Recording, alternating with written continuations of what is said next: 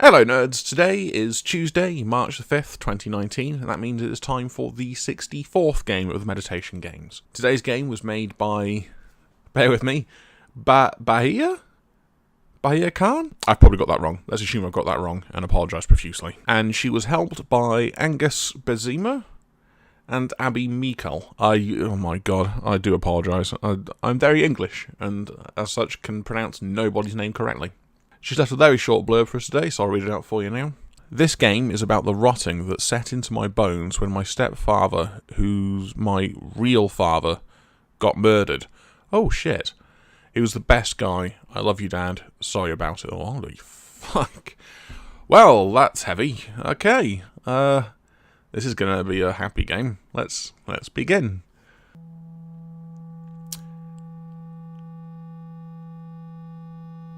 Oh, I didn't click anything then. Sorry, I was just taking that in. Okay, so this says quite a lot already.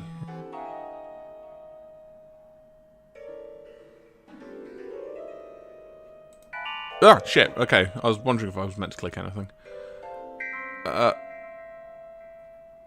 Ooh, okay. Right. This sort of looks like a turn-based RPG kind of thing going on here.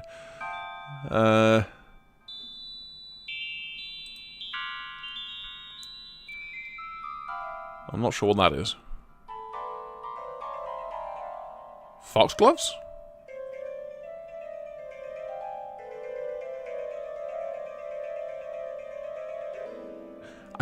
I think that were foxgloves, actually. They're poisonous. I could be wrong. I'm not sure what that means. I'll have to look that up. Well, that's unsettling. Oh boy. No. Oh shit. Okay.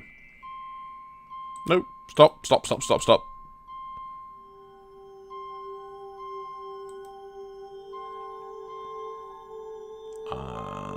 Okay, I don't know what that is.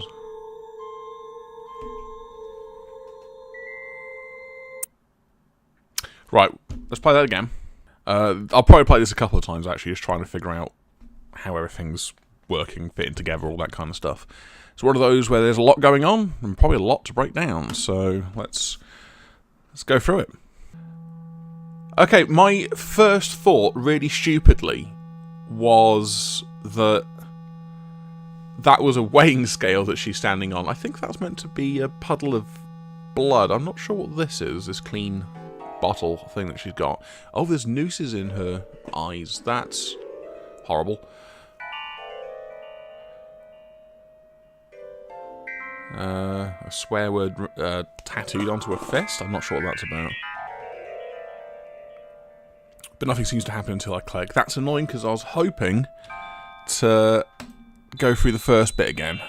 I will do that. I'm going to cut this one short and go back into it. Oh, okay, so it looks like... Is that a heart in her eyes? And she's looking at that photo with Dad written on it? I'm not sure. Oh, that must be a coffin.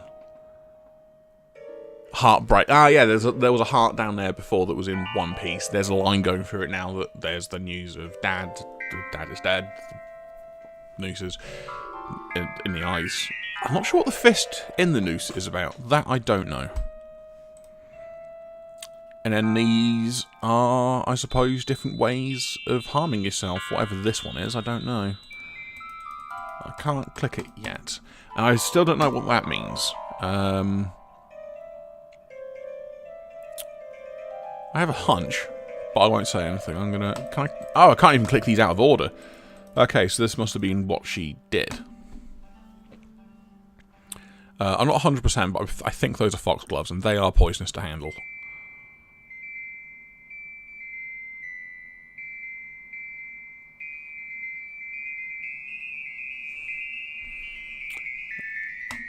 And then there's that.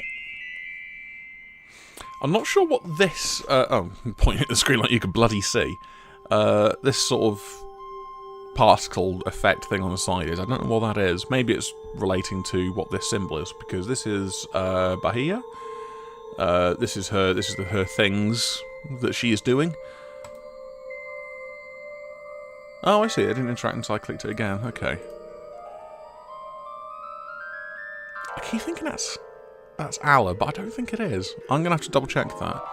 I don't know what that is. Right, let me double check that. It is! So yeah, that was a difficult one to break down. It's a very, very sensitive subject matter to begin with.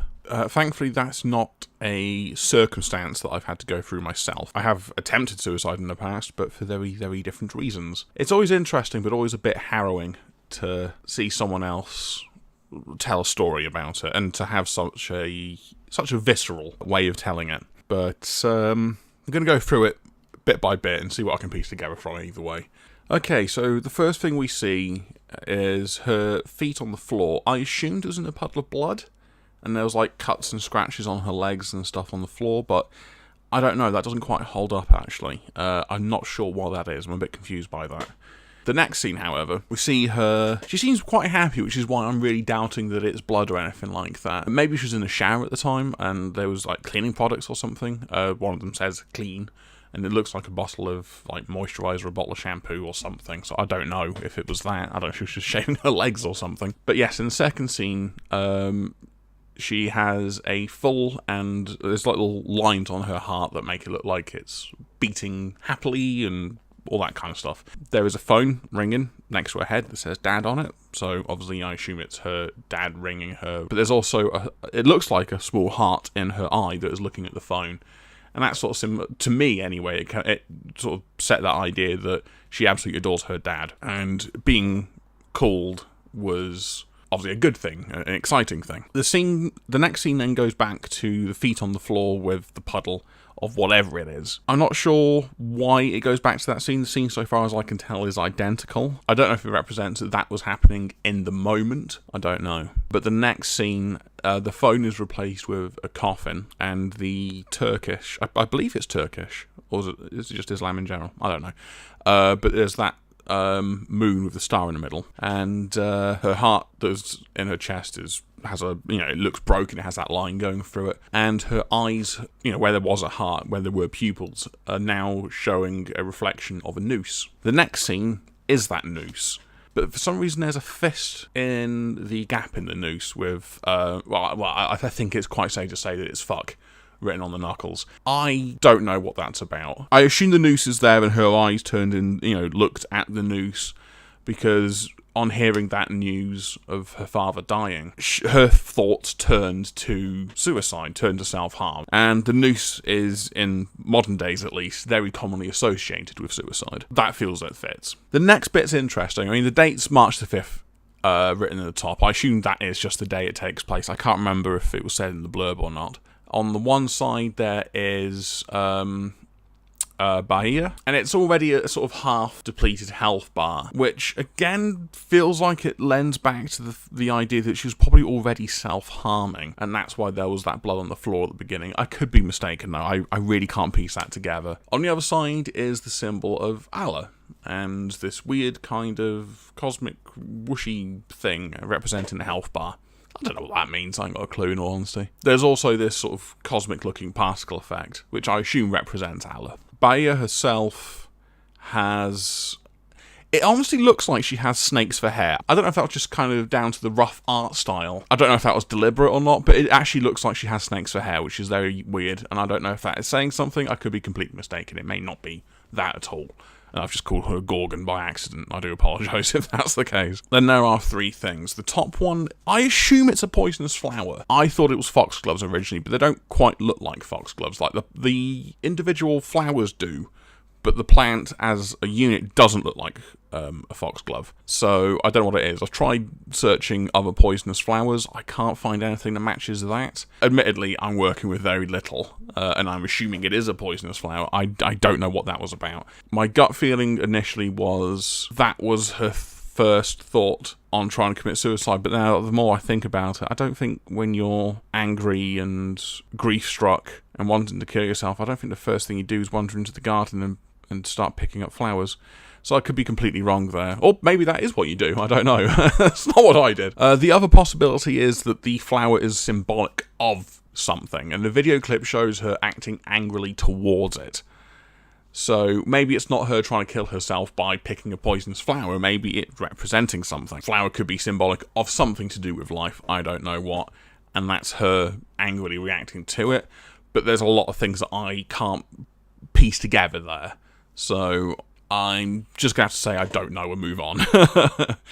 But doing that damages your health bar just a little bit. The next one, that's pretty damn universal. That's a razor blade. And that is the very typical look of a razor blade that is used for self-harm, self-laceration. When you click on it, that weird sort of particle effect that is being used to what I assume represent Allah also appears. Like the razor blade disappears and the little particle effect thing shows up with a big tick on it. And the health bar doesn't deplete immediately. I'm not sure what that means. But you have to click on it again, and there's a big cross on the razor blade, then your health comes all the way down. Now, the only thing that I can piece together from that, and I could be wrong, is that suicide is a taboo in, to be fair, all Islamic, not Islamic, in all Abrahamic religion, Islam included. To take your own life is deemed a sin. I don't know if that was kind of her staring down Allah and that willingness to take her life. I'm not sure. Then it comes to the question marks at the end. I'm not sure what that means, and maybe that is what it means. Maybe that's uncertainty. That was her uncertainty. She had just done this thing. It could potentially kill her. It goes against her beliefs. I assume she's a practicing Muslim, or even if she's not a practicing Muslim, she would be a cultural Muslim, I assume, which, much in the same way, I'm not Christian, but I've been raised in a Christian society. I understand the taboos and the culture by the Christian faith that I have grown up amongst. It could be the same thing for her. So she may not be a practicing Muslim, she may not be religious. Maybe that carries a lot more weight there, I don't know. Maybe that's what was going through her mind. I don't know. Sadly, there are a lot of unknowns. But it's also worth noting that the health bar goes all the way to the near end. Nothing ever pushes that health bar beyond. Obviously, because she survived. Yeah, they're all the pieces. That's what I've been able to ascertain from the pieces. I'm just going to put them on the table. Feel free to take those pieces and make a better picture, or even elaborate on the pieces that I've completely got wrong. I imagine there's going to be a lot of people out there who know a lot more about this than I do. So feel free to make yourself look really smart, make me look really stupid, and impress the hell out of everyone. Put it all together. Amazes. So yeah, just been looking through her itch.io stuff, and there's one of her games here. I absolutely love what she's written to kind of describe the game. I made this game for a soccer-themed game jam.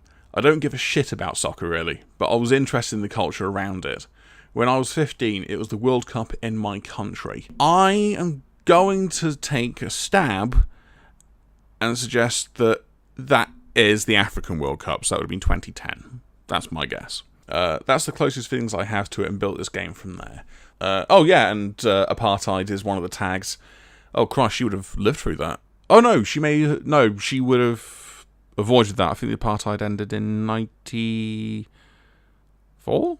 So I don't think she was raised or even born during apartheid. But that said, I don't know much about African society, South African society. So I've heard it's quite racist. I assume apartheid didn't just end and everyone just kind of went, oh, well, everyone's equal now, that's fantastic, let's have a good old time. I imagine she grew up with a lot of fucking persecution, a lot of bullshit. And it's something that seems to come across very strongly from just her Twitter, the description of her games, just her general demeanour. She's kind of cool, actually. I'm a fan. I will leave a link below to her Twitter and to her itch.io account. I'll also leave a link to Angus's Twitter profile. I can't find one for Abby, and I can't find any portfolio for her either, so I apologise profusely. So a huge thank you to Bahiyya for making today's game, and a huge thank you to Angus and Abby for helping to make it. A huge amount of apologies for the amount of times I pronounce your name horribly wrong, I don't doubt. And thank you for watching. I will see you again tomorrow. Take care. Bye.